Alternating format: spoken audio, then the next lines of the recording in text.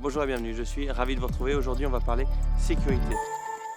Ce matin, enfin, le premier brouillard, les CR commencent à bramer. Bref, c'est l'automne, c'est aussi la saison des battues. Récemment, j'étais avec nos amis anglais de la chaîne Field Sport Channel et quand on a parlé accidentologie, je leur ai expliqué que cette année, on avait eu une très bonne année parce qu'on avait de moins en moins d'accidents et on n'avait que 6 accidents mortels à déplorer.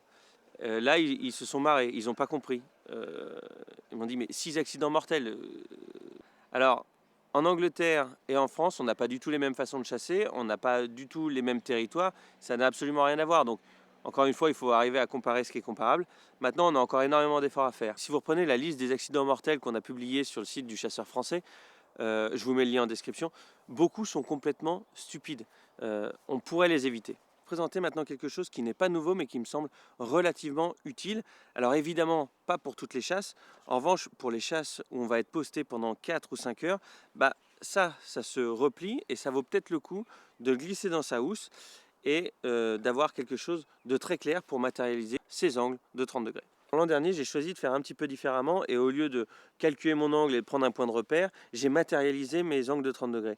Je vous garantis que quand on est ventre au bois, aligné et qu'on laisse l'animal passer et qu'on attend l'angle des 30 degrés qui est matérialisé par un fanion, on tire quasiment jamais. Il faudrait que les postés soient tous les 35 mètres pour pouvoir être réellement efficace. Il ne faut pas oublier une chose, c'est qu'on n'est pas là pour briller ou pour faire un tableau, mais on est là aussi pour rentrer le soir chez soi. Donc ça vaut le coup de laisser passer l'animal, de ne pas le tirer, mais de ne pas risquer un accident. Un accident reste un accident et tout peut arriver. En revanche, quand on a mis toutes les chances de son côté, évidemment, on n'a pas grand-chose à se reprocher si jamais un malheur arrive. Alors j'imagine que comme moi, vous avez déjà vu des images de chasse à la grouse où les tireurs peuvent tirer devant et derrière, mais ils ont des arceaux de chaque côté qui leur empêchent de continuer le swing et évidemment de tirer sur leurs voisins. Ça, c'est un petit peu pareil, ça s'appelle le mille angulaire et l'idée, c'est de le placer à votre poste. Vous plantez ça devant vous. Il y a aussi pour ça une attache pour les miradors. Là, j'ai choisi ici de vous montrer avec le pied télescopique.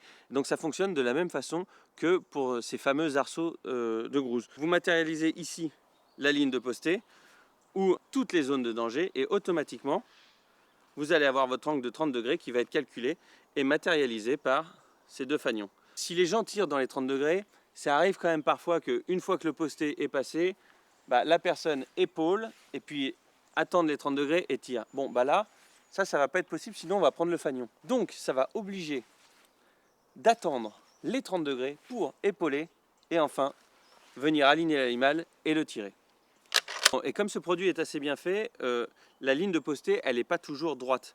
Elle est parfois décalée où il peut y avoir un bâtiment, il peut y avoir autre chose. Donc, ça va réduire le champ de tir.